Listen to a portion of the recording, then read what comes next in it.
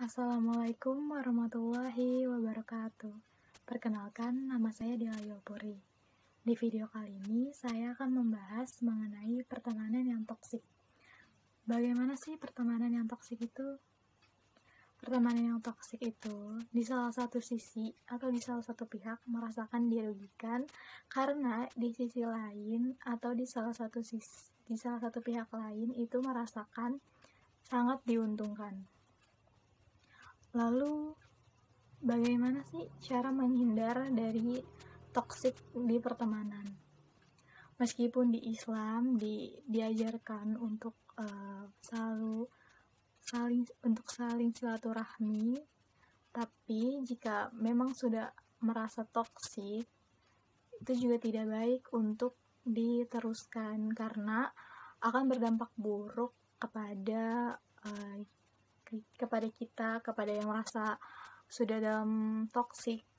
Itu bisa menjadi beban pikiran buat kita yang merasa toksik, bisa jadi merasa bersalah terus, merasa tidak enakan terus.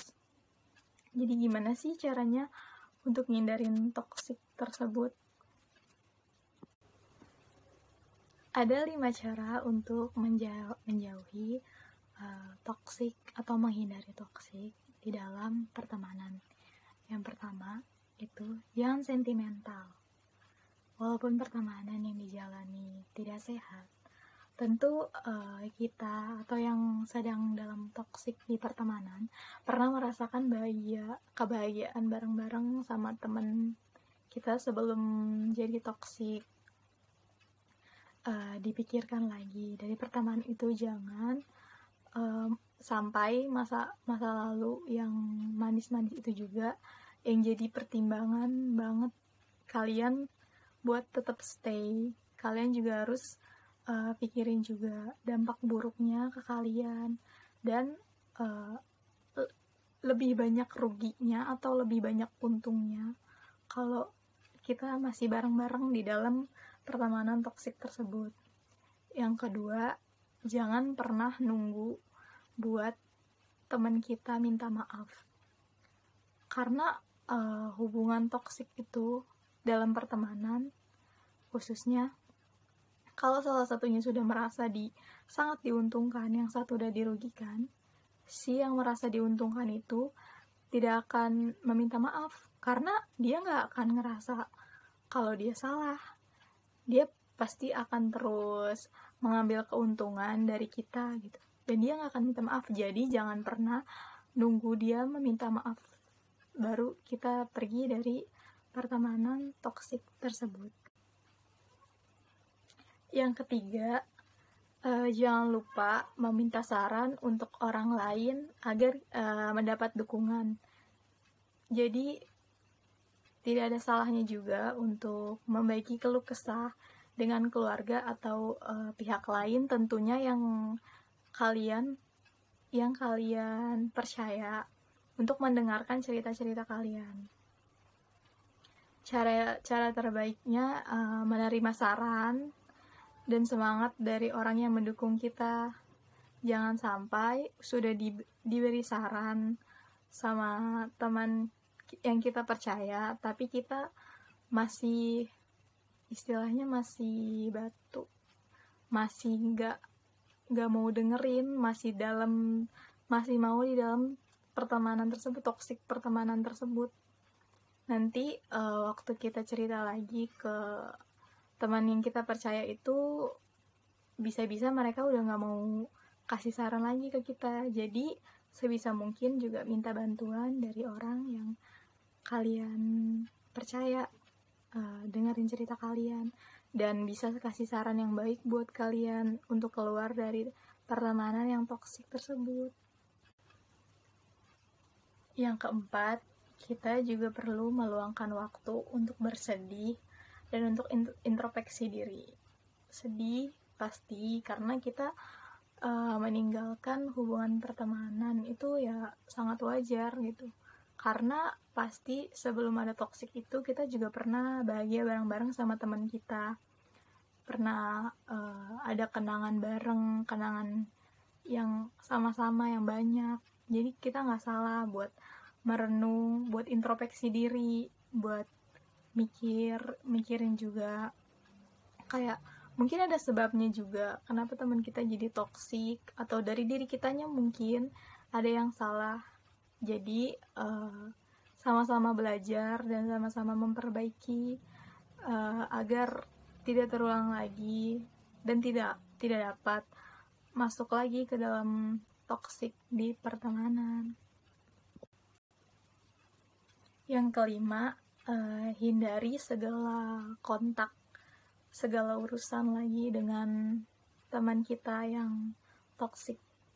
Misalnya nggak terlalu intens lagi untuk bertemu, kalau bisa udah nggak usah bertemu sama sekali, atau tidak usah berkomunikasi jika memang tidak penting. Biasanya kalau sudah dekat kan pasti setiap hari berkomunikasi melalui WhatsApp, melalui Line. Sekarang dibatasi atau kalau bisa dihindari sama sekali. Tapi tidak perlu sampai memblokir juga, karena kan di Islam juga diajarkan untuk selalu silaturahmi. Jadi jangan sampai karena mungkin kesal atau jika sudah keluar dari berhasil keluar dari hubungan pertemanan yang toksik tersebut, sebaiknya selanjutnya kita harus pintar dan pandai untuk memilih-milih teman yang mana yang bisa kita percaya dan benar-benar tulus berteman sama kita, bukan hanya untuk mencari keuntungan dari diri kita dan memberikan kerugian untuk kita. Karena kita pantas untuk mendapatkan teman yang lebih baik. Kita juga harus bisa memilah dan memilih, nggak sembarangan kita bisa berteman. Apalagi kalau misalkan kenal orang baru, terus tiba-tiba langsung dekat dengan kita, tapi ternyata datang ke kita itu lagi ada maunya aja atau lagi ada perlunya aja, tapi waktu kita lagi sedih, kita lagi butuh, itu nggak ada, itu juga sudah termasuk ke dalam toksik. Jadi jangan takut untuk memilih dan memilah teman, karena itu penting, sangat-sangat penting buat kita agar kita tidak terjebak lagi dalam toksik pertemanan.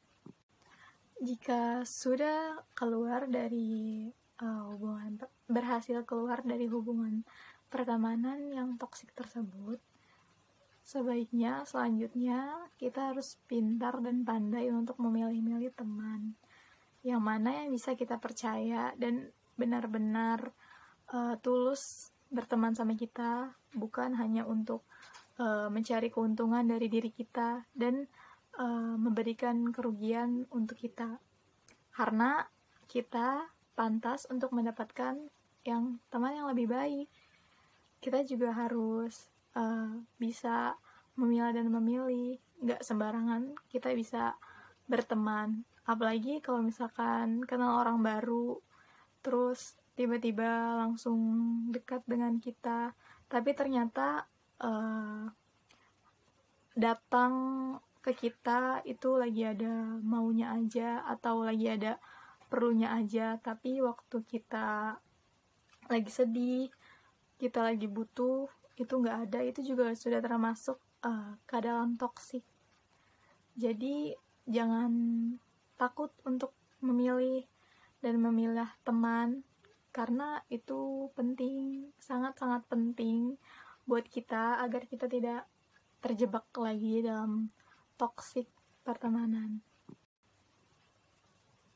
Buat kalian yang masih berada di dalam toksik pertemanan, disegerakan untuk pergi, untuk keluar, karena itu bisa bahaya banget nanti buat kalian, dan kalian pasti akan dapat teman yang benar-benar tulus ke kalian. Jadi jangan takut, jangan merasa bersalah udah ninggalin teman kalian yang toksik, ngerasa takut nggak punya teman lagi yang deket, itu jangan, karena pasti Allah juga udah nyiapin kita teman-teman lagi yang baik, yang tulus sama kita. Jadi jangan pernah takut, jangan pernah ragu, jangan pernah bingung untuk keluar dari toksik pertemanan. Sekian video dari saya. Wassalamualaikum warahmatullahi wabarakatuh.